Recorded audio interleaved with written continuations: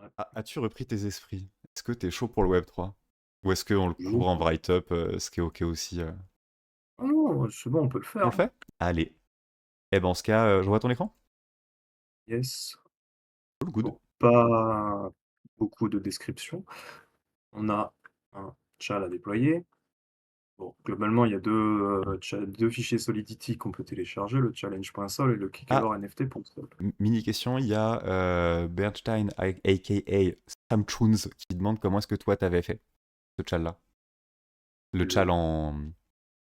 Le date. Date is near, Ouais, bah, comme toi, sauf que j'ai ouais. mis 15 ans à trouver qu'on pouvait concaténer des trucs pour bypasser la regex, quoi. Enfin, la règle sur le sudo. Ok. Ouais, j'ai mis un petit peu de temps aussi, mais à un moment tu te dis, mais comment on peut avoir un tiret sans avoir un tiret F? Avant, je pensais qu'il fallait vraiment trouver une autre façon de lire des fichiers avec date, donc j'ai bouffé tout le man, j'ai essayé de retrouver avec les formateurs, jouer avec les variables d'env aussi, parce que tu peux set des variables d'env type TZ ou autre qui vont changer la sortie de date, et j'ai réussi à avoir en mettant des time zones différentes, je pouvais avoir des sorties, des prints un peu différents, je pouvais print presque des données un peu arbitraires grâce à date. Ah, c'est créatif Mais bon, aussi, ça, hein, tu me diras. c'est ça va pas servir à grand chose de pouvoir print des trucs, mais je me suis dit peut-être qu'avec un formateur particulier, tu pourrais peut-être leak une chose. Je me suis même dit que peut-être que le dev.sh il appelle date et en fonction de la sortie de date, il va essayer de la parser. Du coup, je voulais jouer avec le time zone en mettant une sortie de date qui n'a aucun sens pour que ça fasse crash dev.sh pour avoir des infos via le crash. T'as aussi essayé de changer le remote time ou changer la time zone de la machine, tu t'es rendu compte qu'il fallait être Ouais, root mais pour comme faire t'as le ça, droit de et... faire, t'as le droit de faire sudo date, mais ça te dit que t'as pas le droit d'écrire, de changer le time, parce C'est que le truc pourquoi? est en minutes sûrement. On est dans un container, et qu'il y a un NS time, et que là on a Ouais. certains NS, mais on n'est pas privilège, donc on peut pas changer le temps de la machine. Et en plus, je crois que le file system il est en read only, donc tu peux pas faire grand chose. Ça, je sais plus. Ouais. Tu peux pas créer de fichier, tu peux rien faire. Enfin, si tu peux, si t'es un peu créatif, il y a des endroits où tu peux le faire, mais voilà. Je pense pas qu'il y avait beaucoup d'autres solutions que le tricks de concaténer deux trucs. Faut pas dire des choses comme ça me donne envie de cramer du temps pour dire si, si, regarde, MDR, pas faire ça. Et ton pager, c'est même pas garanti qu'il y ait pager hein, dans le 8. Man est un pager. Si tu exportes pager ou editor égale man et que tu lances le truc, il y a peut-être moyen, hein. T'as pas le droit de lancer le man. T'as le droit de lancer le man. Le man n'est pas lancé en sudo. Si tu mets une Oui, variable voilà. d'env qui pointe sur le man et que tu as un outil qui trigger un pager, Oui, mais comme tes variables d'env elles sont pas keep quand tu fais ton sudo, parce qu'il y a le elles sont truc pas pour les toutes enlever, keep. Il y en a quelques-unes qui peuvent être gardées des fois. comme tes Z. Mais comme tes Z. Ah oui, là, ouais, d'où le... Ouais. Anyway, en effet, je suis pas sûr qu'il y ait beaucoup d'autres run internet sur celui-là, mais en vrai, la surface d'attaque, elle est tellement énorme sur une machine que... Au pire, au pire, Zero Day Container Escape, finalement. Alors moi j'étais parti sur zero day date, tu vois, mais non. C'est qu'il a fait sa campagne de fuzzing, il est allé sur Digital Ocean, il a pris 28 GPU, il a fait un émulateur CUDA pour faire tourner son petit programme. Je Brrrah. crois que j'ai ouvert date dans Ghidra, Ah oui, je quand même. crois. Voilà. On Ça en coûte était rien, là. hein, il y a des trucs, il y a des trucs super bizarres dans l'ES qui valent le coup d'être inspectés vraiment avec du debugging de l'enfer. Donc de retour sur notre Kekalor, on a une page web qui nous donne simplement des infos sur le contrat qui a été déployé sur une blockchain interne hébergée côté RootMe, je suppose, parce qu'on ne sait pas là si c'est quoi, quel genre de blockchain. Est-ce que c'est sûrement pas du mainnet, hein, mais est-ce que c'est de l'Ethereum ou autre? Enfin, si c'est de l'Ethereum puisque c'est du Solidity. Bref. Blockchain interne, on a une private key qui nous permet, nous, d'importer ça dans un wallet comme MetaMask, pour pouvoir dialoguer avec le challenge qui est hébergé à cette adresse sur la blockchain. On a un endpoint de RPC qui permet de communiquer, de faire les actions comme signer une transaction, enfin dialoguer avec le challenge quoi de base. Et on a besoin de chain ID et tout, et on a un bouton qui permet de récupérer le flag. Ça, on verra après que en fait, ça fait une requête vers le challenge sur la fonction solve, enfin pour savoir s'il est solved, qu'on a une variable ici de challenge, solved égale faux. Et si on arrive à passer celle-là à true, alors le backend nous renvoie le flag qu'on cherche. Donc objectif, c'est solved à true. Maintenant, on va comprendre un peu ce que fait le challenge. Donc on a quelques variables globales qui sont définies, un admin qui est du coup la personne qui a déployé le contrat du challenge, donc c'est pas nous. Une instance de Kcalor NFT qui est un second contrat qui est juste à côté qu'on verra après. On a des constantes qui sont définies, max point needed for takeover 10, on a 11 points max. En fait, en gros, qu'est-ce que ça fait ce truc? Ça nous permet de claim des points. Et on peut échanger ces points contre des NFT. Donc les Kcal qui sont implémentés dans Kcalor NFT. Donc ça, c'est fait dans la fonction claim NFT, qui du coup nous permet de choper notre NFT là en appelant la fonction limit. Mais pour ça, il faut que ça valide certaines conditions. Donc il faut déjà que on ait pour notre identifiant suffisamment de points, donc plus que les 10 qui sont marqués là-haut là. Sinon ça passe pas, et il faut pas que claim de message sender. Message sender, c'est la personne qui fait la requête, qui appelle la fonction, donc pour le coup. Si claim est déjà true, et t'as false, et t'as true, passe pas. Si c'est false, c'est-à-dire qu'on n'a pas déjà claim notre token. Donc en gros, ça fait en sorte qu'on peut claim qu'une fois. Donc on pourra choper qu'un seul token NFT. Parce qu'on le set à true juste après. Et on reset le nombre de points, parce qu'on a des points pour échanger nos 10 points contre un token. À quoi ça sert d'avoir un token? Ben, on voit la fonction solve qui vérifie si dans le balance de Kcalor NFT, est-ce que nous, on a plus que 2 tokens. Sauf qu'on a vu juste avant que pour le moment, de manière legit, on peut avoir au maximum un seul token. Donc il va falloir trouver une build qui nous permet de choper plus qu'un token. La fonction getPoint permet de récupérer des points qu'on va pouvoir échanger. Pareil, il y a quelques conditions à respecter. On ne peut pas déjà avoir claim plus que max point. Et là, il y a un autre require qui fait que normalement, on doit appeler cette fonction avec un nom ou un prénom. Ça passe tout ça dans Kcac. Ça crée un identifiant. Et points, indice d'identifiant est incrémenté à 1. Points claim est incrémenté à 1. Ça, pareil, je pense que c'est une unintended créateur, parce que name surname, en fait, si tu regardes, il est jamais appelé. Donc il est initialisé, il est vide, sauf qu'il est jamais update. Ce qui fait qu'en fait, ça, c'est toujours l'assert là, il est toujours vrai. Donc en fait, je pense que l'intérêt du chal, vu le nom qui s'appelait Kcalor, donc dit jeu de mots avec Kekal, je pense que l'idée derrière initialement, c'était que tu dois faire une collision sur ça. Pas sur Ketchup parce que ça n'existe pas, mais sur tu trouvais des names et surnames qui sont différents, mais qui donnent la même chose une fois que tu appelles la Beyond Code Pact dessus. Ça se fait. Ça se fait. Ça se fait, donc il faut trouver des combinaisons différentes pour passer ça, et en trouver une dizaine pour choper 10 points et ensuite échanger contre un token. Pas besoin du coup, il suffit d'envoyer name surname, tu peux avoir des points comme ça. Bon, on a fait le tour de ça, on comprend qu'on peut juste appeler cette fonction, avoir 10 points. Ah, donc tu l'as appelé en boucle sans trouver de collision, et donc ça te faisait déjà l'un des 2 NFT nécessaires pour flag? Ah ouais. Ok. Bah là, oui, il y a une première partie. Comme là, ce check est toujours vrai, t'as juste à l'appeler plusieurs fois avec un name surname. Ouais, non, mais faire. En effet, sûrement une intended en vrai, pour le coup. Oui, je pense. Vu le nom du chal. Parce que après, le reste n'a rien à voir. Donc, dommage. Ça rend le chal un peu plus facile. Donc, tu appelles ça 10 fois, tu obtiens des points. À la fin, tu appelles claim NFT, tu échanges tes points, tu chopes un token.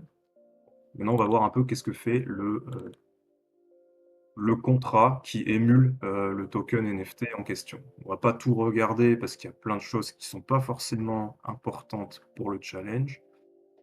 Il y a un modifieur ici, que ça c'est un peu important, parce qu'il est utilisé à un endroit ici.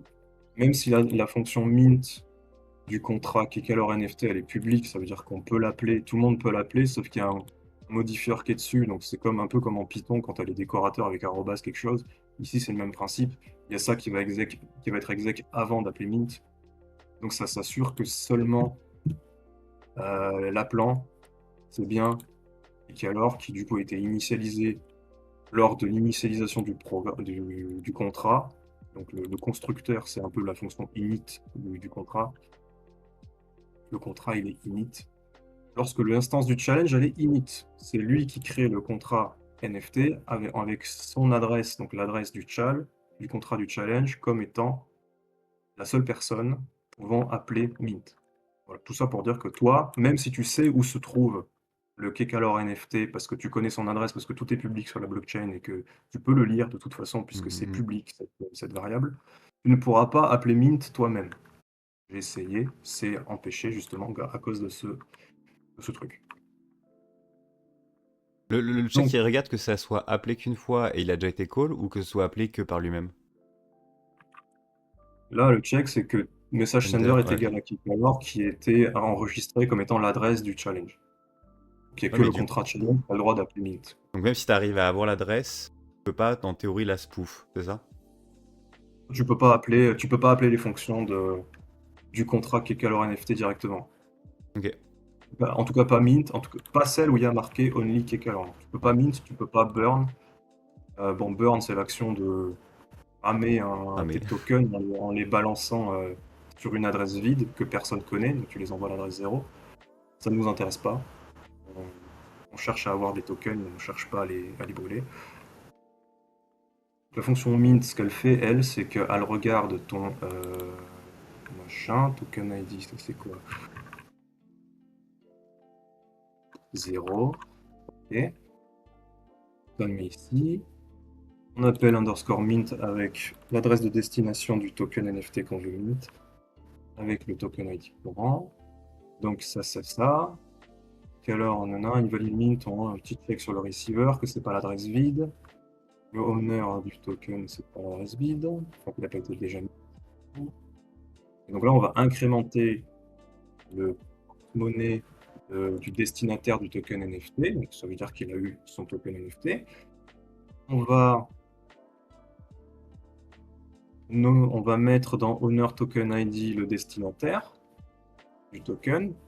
Ça veut dire que du coup, il a déjà été minté, donc tu peux pas régénérer le même token Mhm. NFT plusieurs fois pour la même personne. Et on incrémente le token ID, donc on incrémente l'indice de ce mapping. Là, il y a un truc un peu bizarre.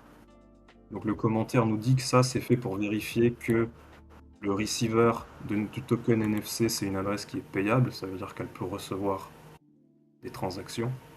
Mhm. Et en fait, pour vérifier qu'elle peut recevoir des transactions, il lui envoie une transaction avec une valeur vide de 0. Ça, c'est une vuln, parce que du coup, quand tu fais un call comme ça, faire un contrat, ça appelle la fonction, la default fonction, n'est pas implémentée ici. Là, il n'y a pas de fonction par défaut qui permet de récupérer toute transaction qui est faite vers mon contrat. Et toi, rien ne t'empêche de, quand tu crées un contrat, je monte vite fait la fonction de fallback, c'est ça le nom. Ça appelle la fonction de fallback. Il faut qu'elle soit définie. Si elle n'est pas définie, elle n'est pas appelée du coup. Ça veut dire que ton contrat il n'est pas payable. On verra plus tard pourquoi ça marche. Du coup, ça fait ça check si c'est payable. Bon, si c'est bon, il y a un transfert qui est effectué.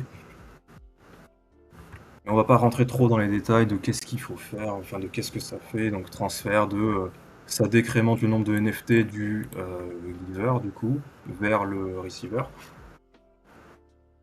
A priori là comme ça fonctionne. Le mieux, pour se faire une petite idée de à quoi ça ressemble, c'est qu'on va utiliser Remix, On fait qui est un souvent IDE. du Web3? Ici. J'ai pas entendu la question. Ouais, j'en ai, tu fais souvent du Web3, Solidity, Ethereum, Smart Contract et tout, ou c'est très très À occasionnel? part, À part ceux sur Omni, non, j'en ai pas fait trop. Ok. Ok, ok. J'avais regardé un petit peu les tchals sur. Il y a des CTF spécialisés là-dedans, avec Ethernaut par exemple, Hmm. ceux qui aiment bien. Et Remix, c'est bien. C'est un IDE en ligne qui te permet de compiler du Solidity. Donc là, bah, j'ai copié-collé les fichiers du tchal par exemple, les deux contrats, plus mon sol, mais on verra plus tard. Donc en fait, là, tu mets ton code, on compile. Après, tu vas dans l'onglet là pour compiler. Normalement, ça te sélectionne la bonne version de Solidity en fonction de ce qui est marqué ici. Je check toujours que autocompile il est mis, parce qu'après, comme ça, quand tu fais une modif, ça le recompile à la volée et tu peux le redéployer. Ouais, ouais. Pratique, Et ce qui est efficace. bien avec ça, c'est que tu peux travailler sur une blockchain dans une VM qui est directement gérée par Remix. Donc, pas besoin de t'embêter à dialoguer directement en prod avec le tchal ou d'héberger toi-même Ouais, t'as ton zéro instance de setup, tu joues directement, quoi. Focus t'as sur ce aucun qui. setup et tu t'embêtes pas avec des logiciels Ah, comme Fou ou autre. petite demande de zoom sur le code. Sur là, Ouais, tu peux contrôle plus, je pense, ça va. Ouais, parfait. ouais. Je pense qu'on est good. Donc, ben là, ce que je vais faire, c'est que globalement, je vais refaire le setup du tchal. Donc, je suis dans une VM. Comme c'est une VM, j'ai plein de comptes qui sont pré-remplis avec de l'Ether. J'en prends un au pif, oui. On va déployer le challenge. Hop. Comme ils ont compilé, ils apparaissent dans cette liste. Donc, je peux choisir challenge, déploie. Hop, ça se fait instant. Il n'y a pas besoin de faire des transactions, d'attendre qu'il y ait quelqu'un qui ait validé ta transaction, qu'elle passe dans un bloc, etc. Donc, ça va, c'est instant. Et donc, on voit, hop, si je l'appelle par exemple ça, admin, Ah, tu c'est peux bien. directement appeler le truc facilement avec un bouton comme ça. Ah, bah oui, moi, j'aime bien Ah les oui, non, mais interfaces. c'est bien, ça donne vachement envie de faire du Web3 du coup. Bah, c'est Vachement. beaucoup plus simple que de s'amuser à faire des trucs en Python ou je sais pas quoi. Moi, Écoute, je testais ça. j'aime bien la command line. J'ai vu qu'il y avait un outil pour interagir facilement, machin. Bon, clic bouton, finalement. Ça a quand même ses Bah ouais, avantages il des y a fois. même un débugger intégré si tu veux, mais bon, Ah waouh. j'ai pas trop compris comment ça marche. En toute honnêteté, je m'en sers pas. Et après, t'es Mais moi, hypocrite si tu dis que tu fais pas de terminal, tu sors un GDB et pas un Ghidra ou un IDEA plugué à. mais parce que Ah c'est ah. moins compliqué à setup. Moi, je sais pas que tu peux faire ça avec un Ghidra. Je sais pas me servir de Ghidra. Ok, moi non plus, t'inquiète. Trop d'outils, trop d'outils. GDB. Encore, hein, j'ai mis du temps à utiliser des trucs comme PwnDBG ou autre. Un GDB basique, voilà, Non, ça non, suffit, non, non, quoi. non, J'ai non, non, appris non. avec ça. Un Jeff à la rigueur, Jeff trop bien. PwnDBG, PEDA à la rigueur. Moi, GDB j'utilise nu. que PwnDBG, donc Ok, je suis pas un pwneur, hein. ouais, ouais. Donc là, on voit que ben, ça, en fait, les boutons bleus, ce sont les variables publiques ici. Là. Voilà, Kekalor NFT, il est représenté par un bouton. Donc si tu cliques dessus, tu auras la valeur de cette variable. Donc ça me donne l'adresse de mon contrat Kekalor NFT. M'en servir, hop, je peux la prendre et je peux dire à machin, tiens, il y a un contrat Kekalor NFT qui existe à cette adresse-là. Il faut juste enlever les espaces devant là. Hop. Hmm. Il existe, donc lui il va te créer l'interface qui va bien. Tu peux te parler. Incroyable. Hop, tu te dis, voilà, le name de Kekalor NFT, le symbole, c'est ce truc. Donc là, et là, tu peux appeler les fonctions, mais tu peux pas appeler mint parce qu'on a vu que Hmm, hmm. Bloqué ça par le marche pas, hein. require qui check l'owner. Là, si j'essaye de mint avec ça, ça va me mettre une erreur ici et ça dit caller is not authorized. Hmm, hmm, hmm. Voilà, c'est l'erreur qui est marquée là, quoi. Donc bien sympa comme truc. Bon, je me rappelle du coup que l'objectif, c'est est-ce que issolve, que ce soit égal à true, ou solve est égal à true. Bon, il y en a deux, c'est peu importe. Donc il faut appeler la fonction solve. On a dit pour appeler la fonction solve, il faut qu'on ait ça qui soit supérieur ou égal à 2, et on a trouvé un moyen d'avoir plusieurs points. Pour le moment, points claim niveau 0. Si je veux claim des points, bah, je peux appeler getPoints. On a dit, par exemple, si je mets AA, je fais ma transaction, normalement j'ai claim un point. Ça passe à 1. Comme il n'y a pas le check sur ça, je peux l'appeler plusieurs fois. Paf, paf, paf. J'ai 7 points, ainsi de suite. J'ai mes 10 points. Au bout d'un moment, ça marche plus parce qu'il dit non, c'est bon, t'as dépassé la limite des points autorisés, quoi. Le point, c'est Euh, claimed. il dit ça parce que t'as claim tous les points ou juste parce que t'as plus de gaz, comme il le dit juste en dessous? Non, non, l'erreur, elle est là.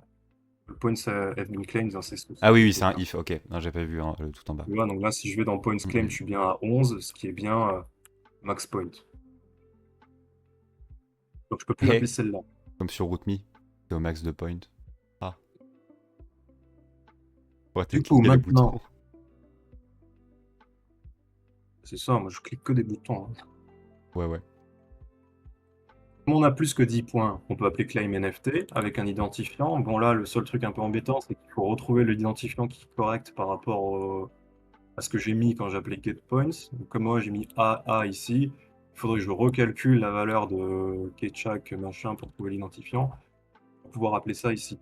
Là comme ça, à la main, chiant. Donc qu'est-ce qu'on fait dans ces cas-là? On code. C'est là que il y a les gens qui partent pour coder ça avec Python, avec des trucs qui font du dialogue avec du Web3. Tu peux faire ça avec du JS En vrai, ou t'ouvres un autre. deuxième remix et tu dis fais ça et print-le, non? Et que tu Ce peux, que enfin, je tu fais, c'est que peux live of je the fais un land. contrat. Ah, tu peux t'amuser à éditer ton code ici pour le print, mais non, il n'y a pas de print dans la blockchain, non. Ça n'existe Hmm, pas. Mais tu peux le mettre dans une variable Ouais, tu publique et la stores. récupérer avec. Hmm, Mais ça ne te permettra pas de le trouver. Bon, sur la prod, tu sais faire le même calcul, si tu as mis les mêmes noms, mais on va faire ça autrement. Ok. On va créer notre propre script de solve qui se prendra la forme d'un contrat que tu déploies toi-même, en fait. Donc Ok. lui, il est déjà là. Il n'y a pas Hop. Ketchak dans Cyberchef? Euh, Je check. je crois Ah, que qu'on c'est continue. plus lent que tout. Il n'y a pas Encode Pact de Abby dans Cyberchef, Non, en tout cas. il y a Ketchak. Ouais, Ketchak. je pense Avec Ketchup. Ketchak. Il y a du Ketchak, il y a du Chat3, il y a du Shake. Dans la même famille. Interesting. Donc en fait, ce que je fais tout le temps, moi, parce que c'est plus pratique, tu te fais ton propre contrat que tu vas déployer sur la même blockchain que le reste. Donc avec des fonctions dedans. Donc, ce que je fais, c'est que dans mon constructeur de mon contrat, je lui donne l'adresse du challenge. J'instancie une variable qui me dit, voilà, ça c'est ma variable chal qui est de type challenge, parce que c'est le type du contrat du challenge que tu veux exploiter. J'ai une variable qui est valeur NFT qui stocke une référence vers le contrat qui est valeur NFT, au cas où j'en ai besoin. Et j'ai ma fonction solve qui est le début de ce qu'on sait faire. Donc j'ai mon name qui vaut A, mon surname qui vaut A. J'ai calculé mon identifiant de la même manière que eux, et j'appelle getPoints 10 fois pour récupérer mes points. Puis je fais un claim NFT dessus. C'est tout. Si je commente ça, parce que pour le moment, on n'en a pas parlé, évidemment je connais pas les raccourcis clavier pour commenter les trucs ici. Contrôle Shift. Ah oui, non, c'est pas la même que sur VS Code, forcément. Hein. Ça aurait été trop facile. Donc ça, il l'a compilé, s'il l'a bien compilé, il devrait apparaître ici. Attacker, voilà, Et il est c'est là. le cas. Donc lui, je peux le deploy. Pour le deploy, je dois lui donner un argument qui est du coup l'adresse de mon chal, donc il est là. Off, deploy. Je vois mon attacker. J'ai bien l'adresse de mon chal qui est là-haut. Si j'appuie solve, du coup, ça va exécuter cette fonction, ça va faire ça, ça va me choper des points. Sauf que là, ça va pas marcher puisque j'ai déjà claim mes points, mais c'est pas grave. Je pourrais commenter ça plutôt. J'ai déjà deployé. On va tester. Voilà, ça marche pas parce que j'ai déjà claim mes points juste avant. Donc on va commenter ça. Juste pour vous montrer comment on appelle claim NFT et pour montrer que j'ai bien récupéré un NFT. Parce que là, bon, ce contrat il est déjà déployé donc il n'a pas été bougé. Donc, pour recommencer. Ah, il faut recompiler, redéployer. Ouais. Voilà. Comme l'autocompile il est coché à la recompiler, mais il faut que je redéploie une nouvelle instance. Là, si je fais solve, bon, si je vais dans Chal, en théorie, je ne peux pas voir combien j'ai de NFT directement depuis le contrat de Chal. Je peux le voir que depuis le contrat qui a leur NFT parce que c'est lui qui stocke le nombre de tokens pour par personne dans la fonction mint, là, on voit le truc, dans balance, qui est une variable IV. Mais il y a une fonction balance off qui me permet de checker combien j'ai d'argent. Juste que j'ai trouvé mon ID qui était du coup le machin que j'avais calculé ici. Comme je l'ai pas print, vous croirez que j'ai mon token NFT. Ouais. Donc quelle est la vue en fait du coup là? Bon là on sait qu'on peut créer des points et tout, c'est bien. Maintenant comment est-ce qu'on peut brain le machin pour que ça nous fasse plus qu'un seul jeton? Je disais tout à l'heure que dans la fonction mint, il y a ce truc là. Il va faire un call et qui finalement le call c'est un call implicite vers la fonction de fallback du contrat appelant. Fonction de fallback que du coup j'ai Ah, implémenté. de l'appelant? Oui, du contrat appelant. Moi j'appelle, je crée la fonction fallback et ce que je fais, c'est que je rappelle claim NFT dedans. C'est la vue, enfin, c'est une vue de type Réen36 du coup, ça s'appelle comme ça. C'est un peu que c'est de la récursivité, mais sur les contrats Solidity, ça exploite le fait qu'en fait les balances, donc les valeurs sont mises à jour que à la fin une fois que la fonction a fini d'être exécutée. Donc la fonction récursive va pas terminer son exécution.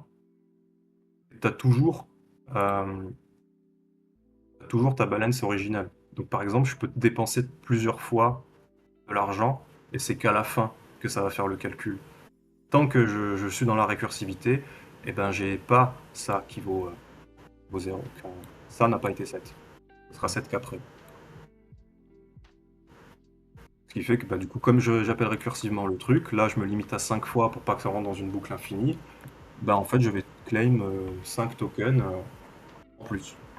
Et du coup, c'est-à-dire Et qu'on à aurait la pu fin, exploiter que ce bug, complètement skip le premier et avoir plusieurs NFT via ça?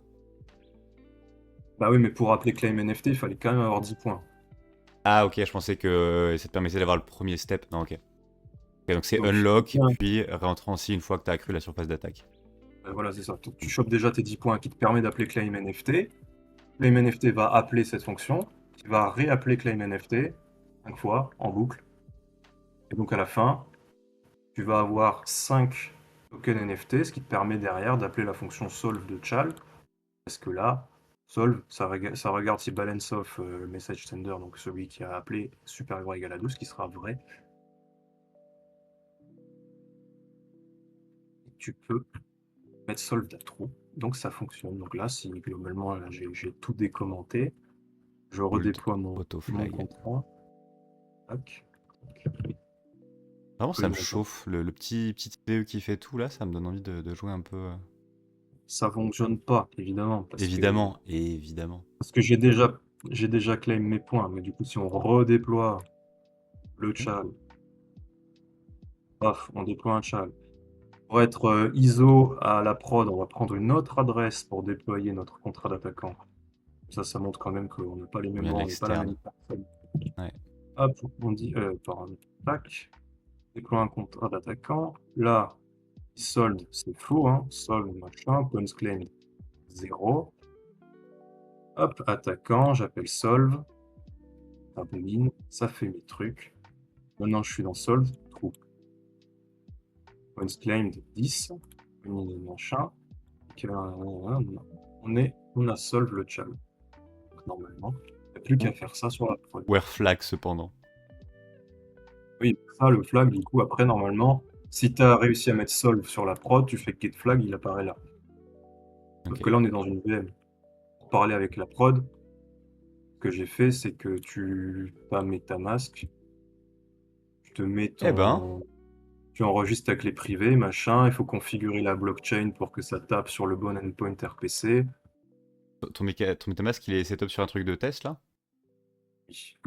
Ok, ça me Je, rassure. je ne joue pas avec de la crypto. Ça me va bien, mais j'aurais eu vraiment très peur que tu l'ouvres en live comme ça, de manière aussi sereine. Donc ça me va si c'est que du test purpose. C'est que le truc pour les CTF. Très bien. Là, tu définis l'endpoint RPC qu'on t'a donné, avec la blockchain ID qu'on t'a donné, et derrière, dans Remix, tu te connectes avec Injected Provider MetaMask, et c'est tout pareil. Ok.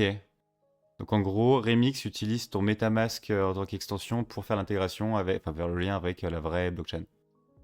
Ouais, à chaque fois que tu fais une transaction, du coup, tu as une pop-up MetaMask qui dit tiens, Valide, Il valide faut pas. que tu...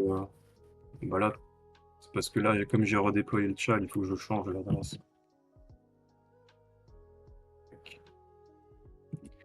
Et ça marche pas, hein, parce que là, je sais pas pourquoi sur la prod, je peux pas déployer des contrats. Ça marchait pendant le CTF, mais en ce moment, ça marche plus. Isaac. Je pense Un qu'on a peu couvert fait. le solve. Oui, je vais juste montrer vite fait Yagoudenouf. ça. Tac, tac. Save. Hop, tu vois, ça met à jour. Hop, on lui injecté de provider. En théorie, si ça marche pas, on refresh.